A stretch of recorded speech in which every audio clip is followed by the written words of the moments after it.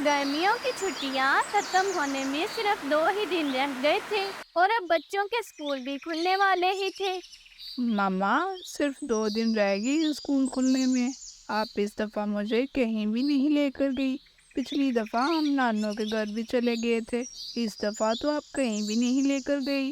कुकू बेटा, हम नानों की तरफ इसीलिए नहीं गए। वहाँ का मौसम बहुत सर्द है, तुम्हें सर्दी ना लग जाए, मैं इसीलिए नहीं लेकर गई। बताओ, क्या तुम जाना चाहते हो? मैं अपने बेटे को वहीं लेकर जाऊंगी। मामा, 2 दिन रह गई हैं। मुझे नहीं पता कहाँ जाना है, बस मुझे जाना है। मुझे नहीं पता इस बात का। अच्छा बेटा, मैं कुछ सोचती हूँ। मामा, मैं टीलू और मुन्ना के साथ खेलने जा रहा हूँ, जल्दी आ जाऊंगा। तो कोको खेलने के लिए चला जाता है। टीनू और मोना पहले से ही दरख्त में बैठे थे। कुकू यार, मैं तो तंग आ गया हूँ रोज रोज होमवर्क कर करके। अब दिल नहीं करता। इस दफा हम कहीं भी घूमने के लिए नहीं गए। पिछली दफा तो हम सब मिलकर मेले पे गए थे। काश इस दफा भी जा पाते। मैंने मामा को कहा है कहीं घूमने चलते हैं। मामा कह रही थी मैं कुछ करती हूँ। मुझे पता है जब वो ऐसे कहती हैं तो वो ज़रूर काम करती हैं। हाँ, मैं भी मामा से कहता हूँ फिर कि मामा मुझे भी कहीं लेकर जाएं। टॉनी लाड़ो के पास जाती है। लाड़ो, कुकू मुझे कह रहा था मम्मा, आप मुझे कहीं भी नहीं लेकर गई। इस दफा तो हम बच्चों को कहीं भी नहीं लेकर गए। लाड़ो, बच्चे होमवर्क कर करके तंग आ गए हैं। पिछली दफा तो हम उन्हें मेले में ले गए थे, इस दफा क्या करें? हाँ टोनी, बात तो तुम्हारी ठीक है। चलो कुछ करते हैं। पहले साथ वाले जंगल से भोजन तो ले आए। इस बारे में क्या तुमने अभी तक गोरी से बात की है?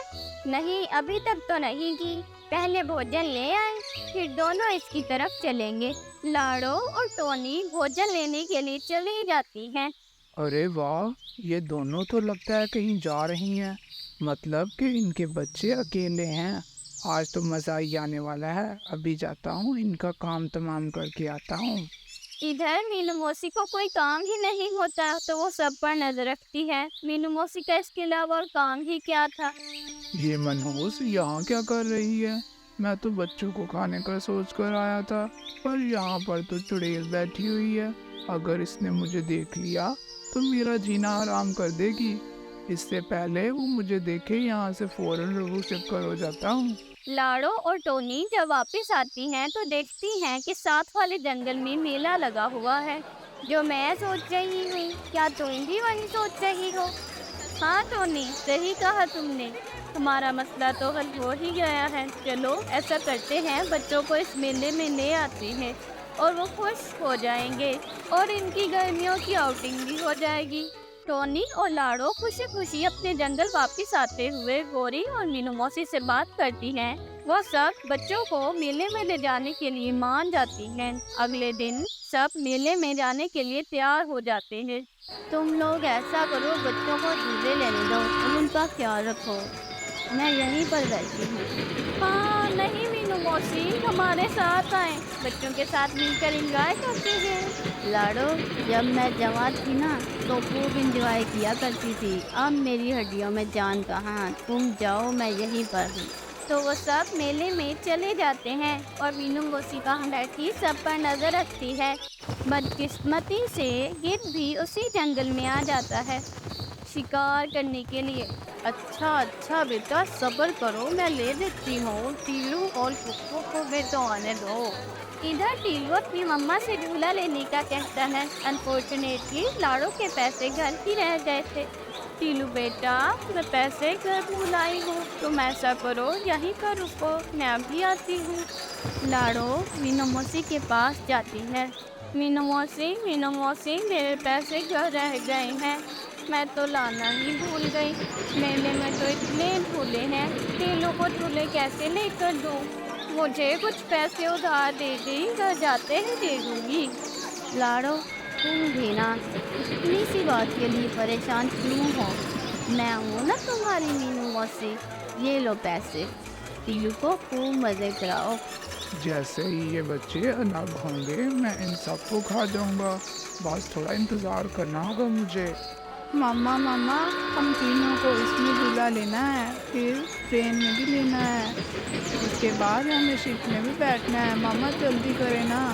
आराम से बेटा, आराम से। इसी तरह बच्चे कश्ती वाले झूले लेकर, ट्रेन वाले झूले लेकर बहुत खुश थे। उनकी आउटिंग भी साथ साथ ही हो रही थी। बोरी, बच्चों ने तो खूब मजे कर लिए हैं। अब इनको कुछ खिलाना पिलाना नहीं है क्या? हाँ बच्चों, बताओ क्या खाओगे? जो बच्चा जल्दी बताएगा उसे सबसे पहले मिलेगा। लाडो आंटी, आइसक्रीम खानी है हमने।